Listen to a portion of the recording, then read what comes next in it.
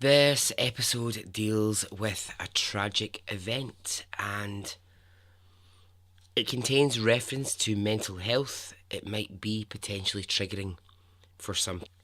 I'll sing of a river I'm happy beside. The song that I sing is the song of the Clyde. Of all Scottish rivers, it's dearest to me. It flows from Lead Hills all the way to the sea. It borders the orchards of Lanark so fair, meanders through meadows with sheep grazing there. But from Glasgow to Greenock, in towns on each side, the hammer's ding-dong is the song of the Clyde. Oh, the River Clyde, the wonderful Clyde. The name of it thrills me and fills me with pride.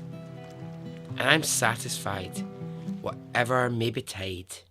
The sweetest of songs is the song of the Clyde. But the Clyde holds dark secrets. It's a fierce, fierce river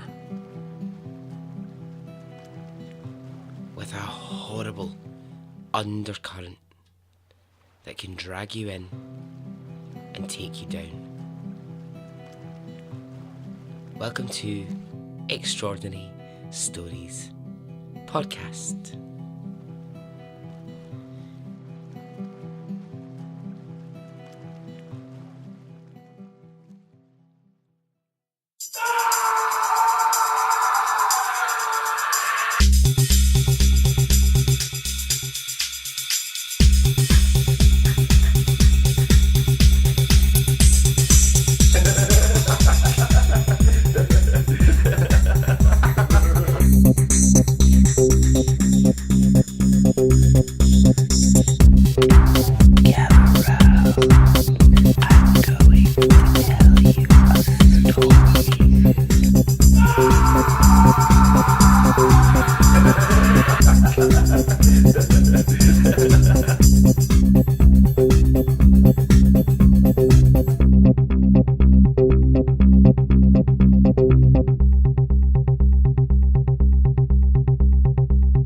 Hey, how are you? Are you well? Are you good? I am. So the last few episodes we've had incest, murder, death. And so, you would be thinking, maybe I might go for something a bit light in this episode. Well, no. No. This story is a tragedy. It really is a tragedy. It's a warning. It's a real warning, this story, about the care system. And it's a story that's worth telling. But before I get there, let me just do a couple of quick shout outs. So, shout out to Helen Higgins. Hello, Helen. Helen wrote a lovely review for Extraordinary Stories Podcast on the Facebook page. Thank you for that. She was writing that a friend recommended Extraordinary Stories Podcast to her, and since then she's become hooked. She says Baz is like an old friend. Oh, that's lovely, Helen. Thank you, and thank you for listening. I appreciate that. Shannon. Now, I'm not sure. Is your first name the same as your last name? I'm sure I've talked about this previously in an episode about people who have the same first name and surname. Maybe you are one of those, Shannon. But anyway, thank you for your also lovely review. And to Craig Regan, who is a listener to the podcast and is enjoying the stories. Craig is a truck driver, yet another lorry driver listening to the podcast. And he got in touch just to say that he really likes the stories. So Craig Regan, hello. I had to get in touch with Craig and just to check I sent him a message that said, is it Regan as in Egan, or is it Reagan as in Nancy? But he assured me it was Regan. So, hello to the three of you. I hope that you are well. Alright, on with the story. Some of you might find this upsetting. It's not an easy story, but it's really worth telling. Okay, let's go.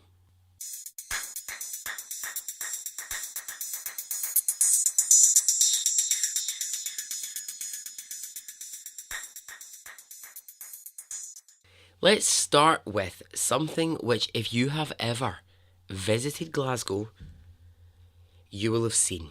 Or if you've ever seen images on TV or pictures of Glasgow, you will have seen it. And that is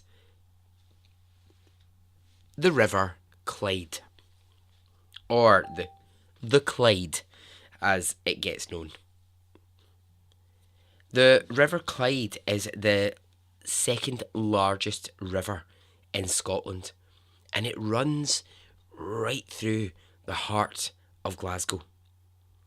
It's a way to kind of orientate yourself in the city, and it's one of those things where like people will describe where they are in the city dependent on the River Clyde.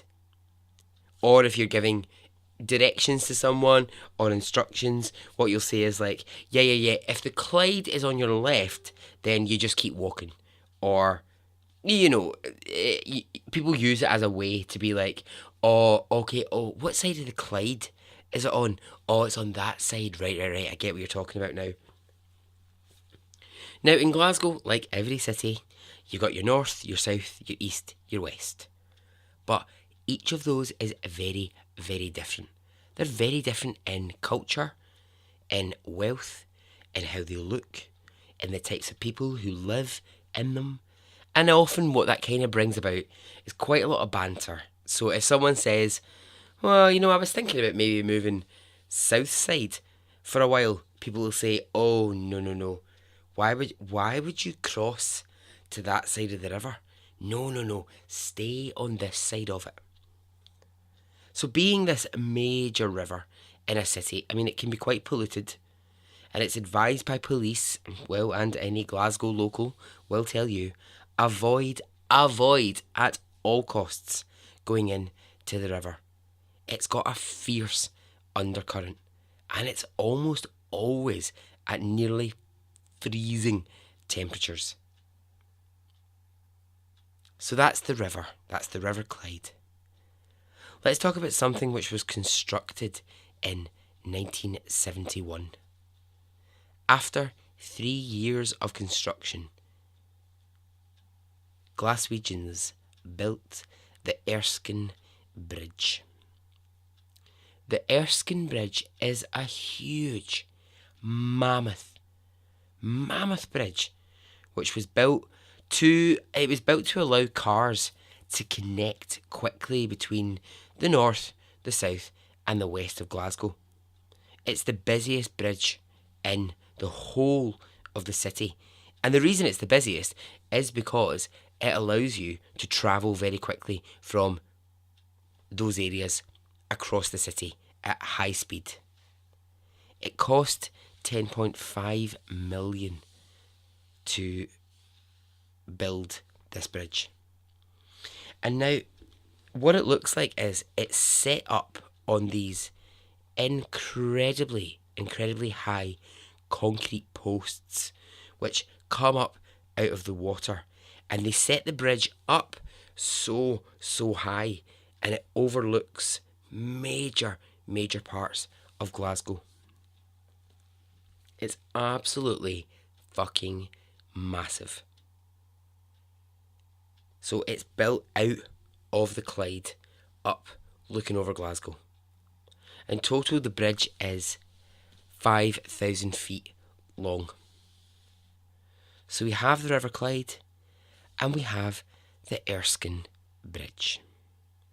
Now, as you get off the bridge, if you were driving, You would enter into some little villages and towns, and one of those is a place called Bishopton. Bishopton, well, it often goes by the name Bishy. I'm heading down to Bishy the night, aye. Where you going the night? Aye, Bishy. Bishopton. Bishopton's a really nice little town. I mean, it's not really famous for much or really terribly well known. It's just your standard wee, lovely town in Glasgow. One thing that Bishopton has is the Good Shepherd Centre. And that's where we're going to focus our story. The Good Shepherd Centre is a place where, and I hate this term, but it's a place where troubled teenagers are sent. Teenagers who have family issues and can't live with their parents, or who have been kicked out of school, or are possibly drug abusers. They are sent to the Good Shepherd Centre to be cared for. So it's a home for wayward teenagers. Now it has a long history of doing good work and enabling those who come in to the centre to come out of it the other side well adjusted and able to go on with their lives in a healthy and happy way. But of course, we know, you and me, we know, because we know this, that can't be the case for everyone.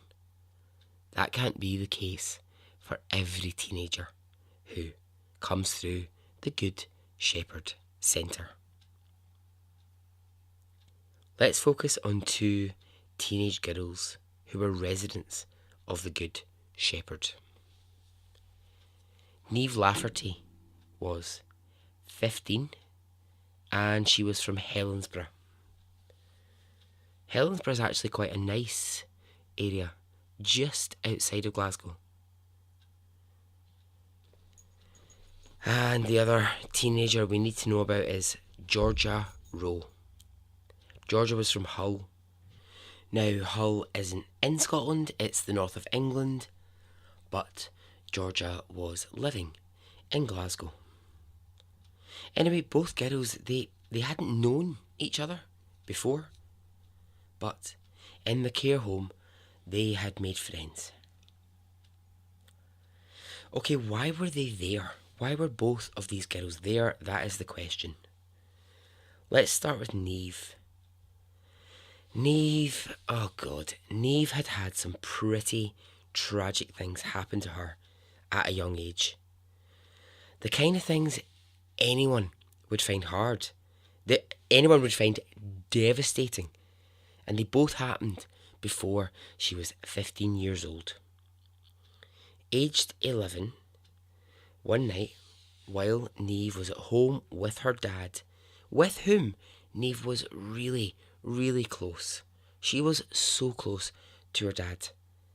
A man knocked upon their door in their home, and the man who is knocking upon the door, he has come to Niamh's house looking for a fight with Niamh's dad. What the fight is about, I don't know.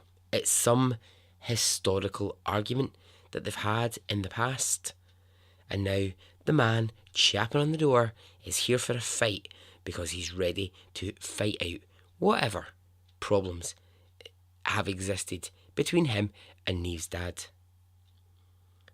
So Niamh witnesses the fight, and she would later say that she saw the man come to the house, she heard screaming, and she ran upstairs to look out of the window, and she just sees utter chaos in the garden.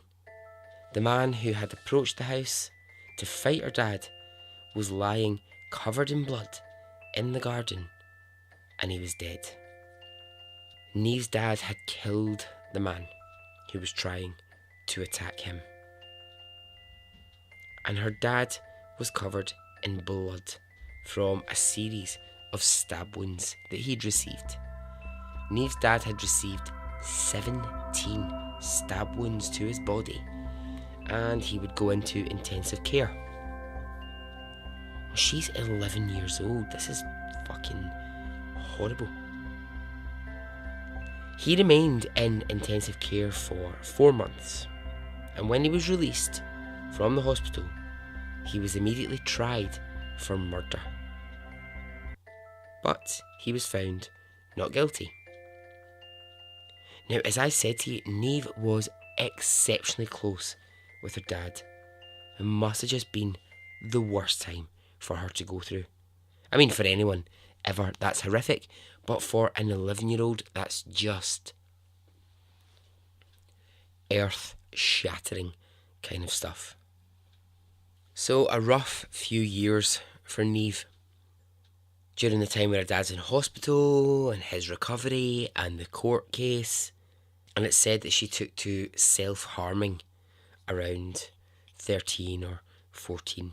The other real tragedy for Neve that happens when she's young is that she has a boyfriend. And she's 15, he's 16. And the pair were absolutely inseparable. They were young and they were in love. Remember that feeling when you're like 15 and you're like going out with someone and it's the first time you feel like that kind of like love, and obviously that's all mixed up with hormones and whatever, but you know, you got that feeling when you're 15 and you just think, I fucking love this person. I've never felt a feeling like this in my life. And that's what Neve was going through. But her 16-year-old boyfriend, he overdosed on drugs. And Neve was left devastated. Not only had all this shit happened with her dad, now her boyfriend was dead. So these are two absolutely horrific things, which mean that Neve needs support. And through either, I don't know what it was, I don't know if it was social workers or referrals from school, but somebody somewhere refers Neve to the Good Shepherd for care. She is taken in to the Good Shepherd, which is where she will live. Now, the other girl we need to know is Georgia Rowe. Georgia's reason for being there are a little bit harder to pin down. It's one of the things I discovered when I was tackling this story. You can only really get a certain amount of information, and that is because it involves young people. And I mean, quite rightly, I agree with that. I don't think that all of that information should be available. But a lot of the details, and especially what's to come, gets a bit wrapped up in secrecy. And, well, you're going to find out why it gets wrapped up in secrecy pretty soon. Georgia was 14 when she met Neve in the Good Shepherd, and the two girls became great friends. So I don't want to do Georgia a disservice. I'm not going to fictionalise anything about her life because I don't know a great deal about her life, about how she ended up in care, how she ended up in the care system. I don't really know. But what I will do is I will quote from what I've read from Roy Walker, who was the manager of a secure unit that Georgia had been in before she moved to the Good Shepherd. He said, she was a larger-than-life young woman and she had a range of difficulties in her life. He said she had difficulties, but she was dealing with them well. She was beginning to face up to the issues in her life. She was beginning to move forward. He said Georgia could be one for making a show at times and talking very openly. What we do know is that Georgia had been placed previously in a high security unit for her own protection. Okay, so that's what we know about both girls. We know that they are living here in the Good Shepherd. Now, they're allowed to leave at weekends, and they're allowed to go and visit their families. So the sort of deal is like they'll maybe go out on a Saturday, spend time with their respective families. Anyone in the Good Shepherd unit is allowed to do this. And then you return home on a Sunday, and that's you back. You're back in your care facility. And that's exactly what happened in October 2009. Both girls, both Neve and Georgia, they had gone out independently with their respective families. They'd spent time, they'd had a lovely weekend. And then, in the Sunday evening, they returned back to the Good Shepherd, and they were back into their routine. So when they both got back on the Sunday night, both girls changed into their pyjamas and got ready for bed.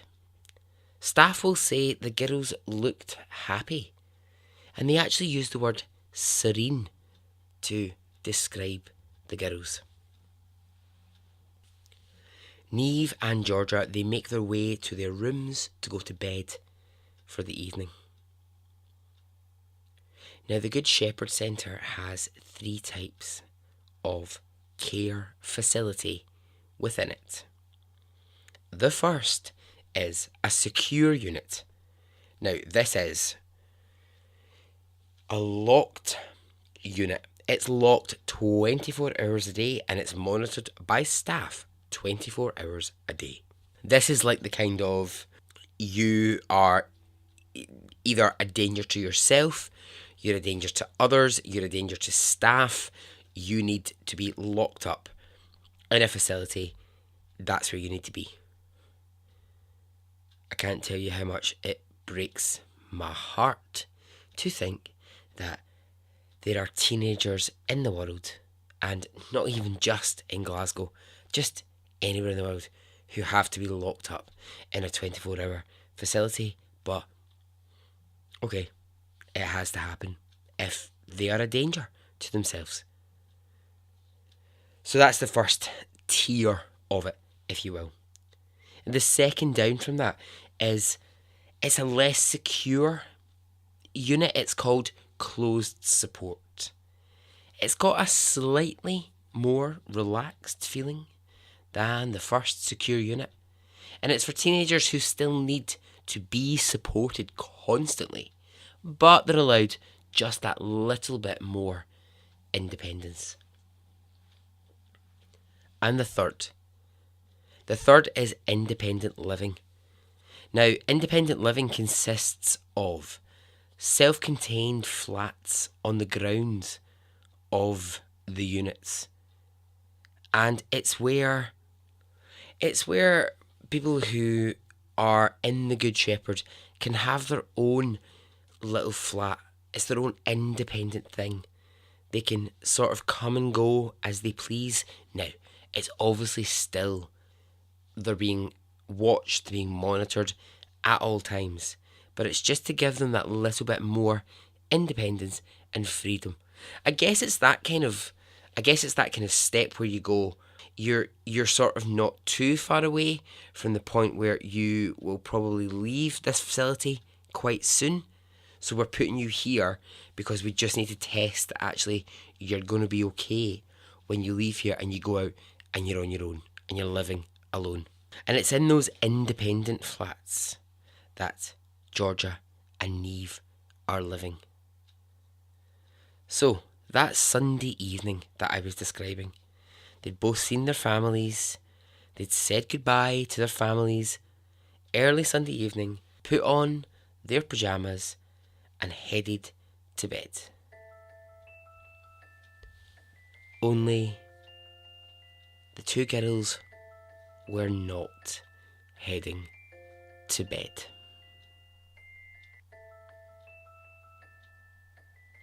Georgia and Neve, the 14 and 15-year-old, incredibly managed to walk from the Good Shepherd facility and out onto the main road. As they did, they held hands as they walked away from the centre. Staff had no idea they were missing. The CCTV wasn't working, and the alarm on the secure doors had been cut as it had been causing a lot of noise, and a senior staff member demanded that it be disabled because it was causing too much noise. Fucking idiot. So both girls have just walked in their pyjamas away from the Good Shepherd facility, and they're now just walking down the main road. It's October. It's at 9 o'clock. And more importantly, it's Scotland. It's fucking freezing. This is freeze your nuts off weather. I can't, honestly, October in Scotland is Baltic. It's fucking freezing. And here are these two girls in the pyjamas, and they're on the main road. Now, how do we know these girls were walking down the main road holding hands? Well, because plenty of drivers came forward to say, oh yeah, I saw those two girls walking down the street. Now, did any of these drivers stop, check out what was going on? No, nobody did. Not one person stopped. They all thought it was strange. They all passed them and went, hang on, is that two girls in their pyjamas walking down the street at 9 o'clock at night when it's dark and it's fucking freezing? But nobody stopped. So where were the girls walking to? If we go back to the start of this episode, you'll remember that I told you about the Erskine Bridge. The huge bridge, which sits on concrete posts and sits right above the River Clyde. That's where they were going. And the sightings by passing drivers of Georgia and Neve were this. Drivers saw the two girls standing at the edge of the bridge, looking down into the river, holding hands. And that would be the last sighting of them ever. On that freezing Sunday night, the two girls held hands and they jumped from the Erskine Bridge into the River Clyde.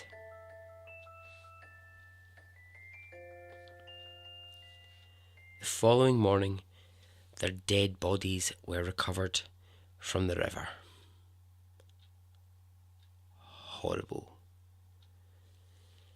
Just fucking horrible. It's tragic. It's absolutely... How can two teenage girls get to this point? How can they get to this point where actually they think that the best option in their life is to walk to that bridge, throw themselves off and plunge themselves into freezing, icy water, knowing that they're going to die?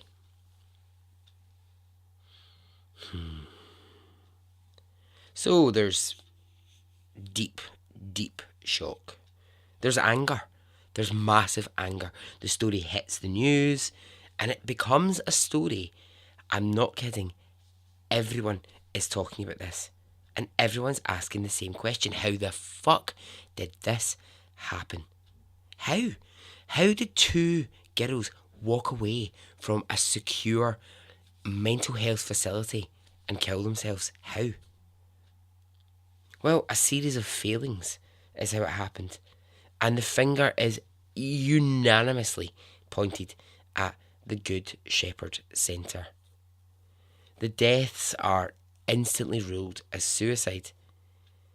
And so what that means is, it means that the case gets turned over to the Fatal Accident Inquiry Unit.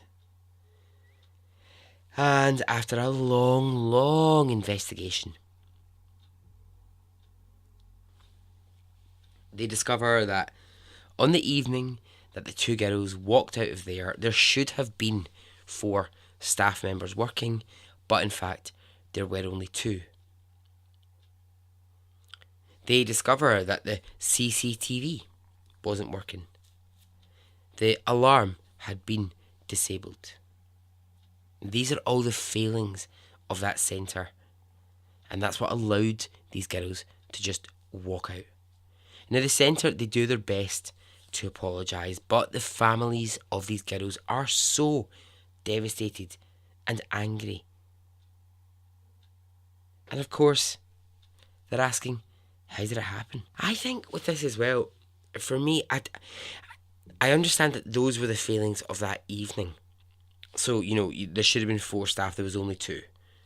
CCTV wasn't working, so it didn't capture that 2 girls were walking out of the place. No alarm went off. So those are all the reasons that they were actually able to walk out. But for me, I was going, well, what else could have happened? Or, more importantly, what else didn't happen care-wise for both these girls?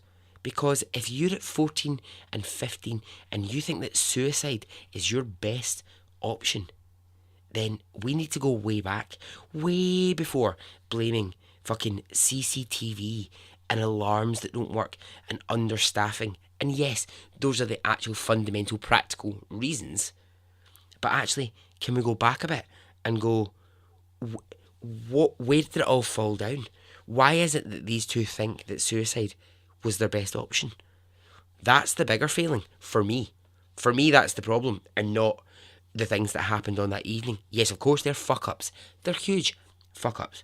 But there's also the bit before it, where I go, somebody, somewhere, or people, or the system failed these girls.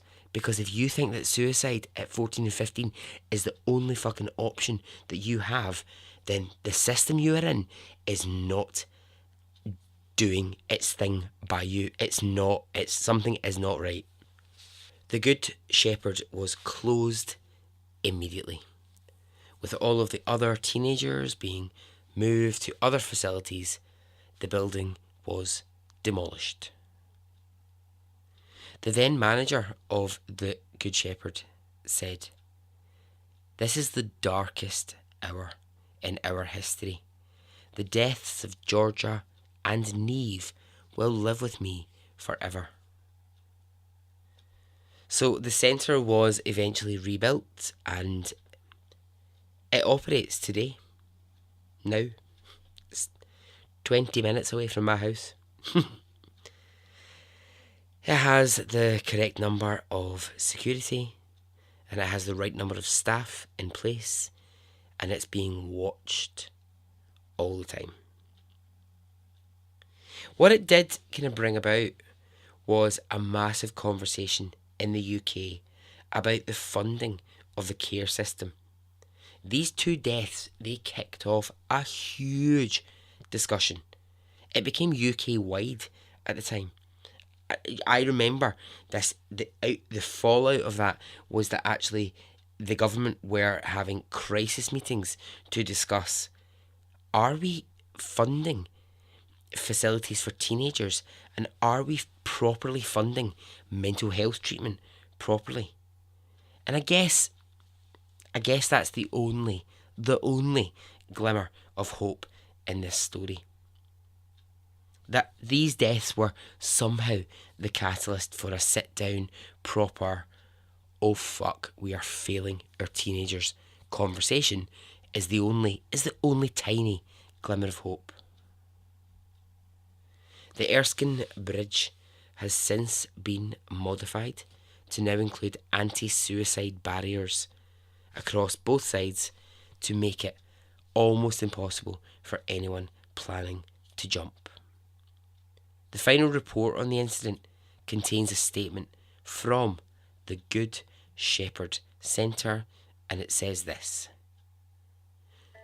no one who worked with Georgia and Neve was left unaffected by this tragedy, which was utterly unprecedented, both in the professional lives of staff and in the history of this institution.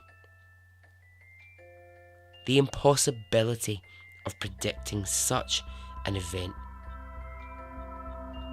emerged in the evidence, but at the same time, weaknesses in the handling of the girls' circumstances were identified. We should have done more, for which the Good Shepherd Care Home can only express its profound sorrow.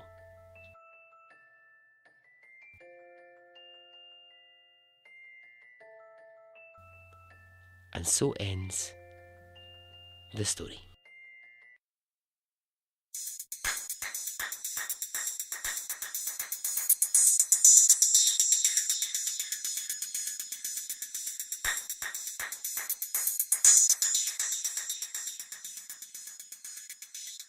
Alright, well, not a lot of laughs or a lot of fun in that story, but I do think it's such an important one. I just remember I think it's also the image of it. I think it's because, and I hope through this episode I've been able to do it justice. Well, go and Google the Erskine Bridge. Go and Google and see the scale of that bridge. But I just think it's the image of two teenagers standing on that mammoth, fucking huge bridge, jumping hundreds and hundreds of feet into icy water below them that just really stayed with people. I know that all across the world there are runaways from care homes, there's runaways from mental health facilities, but there's something in this story that, and I do think it's directly related to the fact that two girls in their pyjamas walked away hand in hand and threw themselves into a really dangerous river to kill themselves. I think that was what drove me to want to tell this story. But you know something? That was 2009. And, as we are now, a few years on, I think the conversation around mental health, I think it's better. I do think it's better, but we need to just keep it going. We can't go backwards on it. We need to keep moving forward on the conversation about mental health. Okay, alright. Well, I am out of here. I'm going to leave you with that cheery story. So, want to get in touch? You can. I'm on Facebook. There's the page, there's the group. Come find me, come join us. It's a lovely place to be. Twitter, Instagram, email me extraordinarystoriespodcast@gmail.com. And if I don't hear from you, I'll just assume that you are well. If I do hear from you, that would be lovely. Alright, well, until the next episode. Okay, goodbye.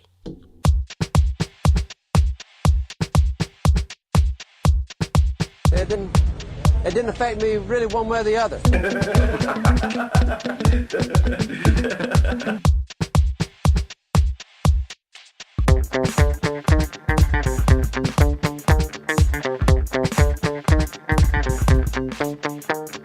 I would imagine from the look on his face, let's get it on, let's do it, let's get it over.